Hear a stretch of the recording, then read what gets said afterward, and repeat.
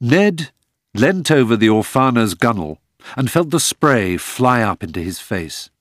The sea glistened like wet coal under a sky heavy with stars.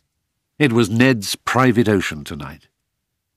Below, the school sailing instructor, Paddy Leclerc, and the 5 other boys on the trip were asleep in their berths. When it had become clear that because of the extra hours spent in the Giant's Causeway, they were going to have to sail back to Scotland through the night, Ned had offered himself at once for this watch. In the past, he might have done so out of duty or good citizenship, but Ned knew that he had volunteered on this occasion because he so relished time alone with himself, time to think about Portia, and time simply to take pleasure in being. On nights like these, in a good boat running free, a person could imagine himself the king of the world.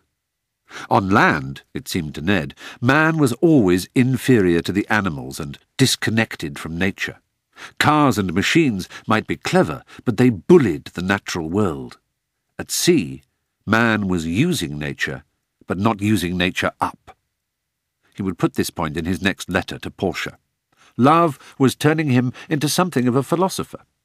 The clever ones, Ashley Barson Garland, for instance, would think him immeasurably stupid, but then Ashley might not understand that Ned liked being a little stupid. It was sometimes a comfortable thing to be. After all, Ashley's cleverness was no kind of solace to him. In fact, it seemed to make him deeply unhappy. Unhappiness to Ned, especially in his present condition of unassailable elation, was an incomprehensible and alien thing to afflict a fellow human, like acne or bad hand-eye coordination. He knew there were people who suffered from these plights, but he could only wonder why they didn't snap themselves out of it and have more fun. To be a lover was to be part of a group singled out by fate for special attention. Ned had never imagined that he might have possessed such pleasure in simply being himself.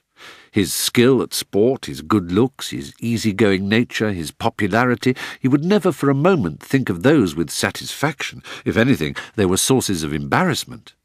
His being a lover, though, a lover with the most capital of L's, made him burst with so much pride he could scarcely recognize himself. He wondered for the millionth time if Portia really felt the same. Perhaps her feelings were stronger. Perhaps his was stronger. Perhaps she imagined that hers was stronger and would never believe how strong.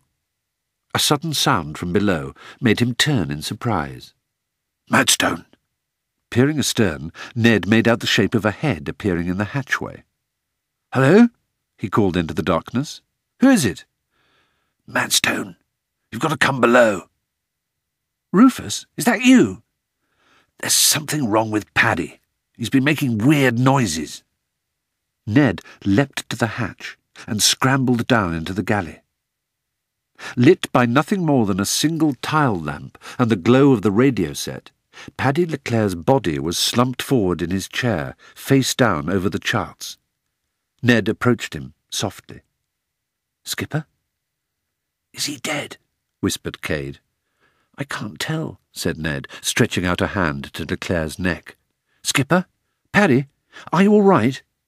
He felt a bumping pulse beneath his fingertips and breathed a sigh of relief. Leclerc suddenly gave a great cough and started to struggle upright. Ned was shocked to see a long trail of bloody saliva suspended between his mouth and the chart table. "Is that you, Ned?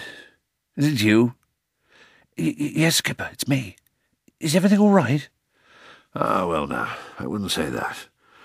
Who's that with you?" Leclerc stared over Ned's shoulder, a look of fright in his eyes. "Sir, it's only Rufus, sir." "Rufus, that you there?"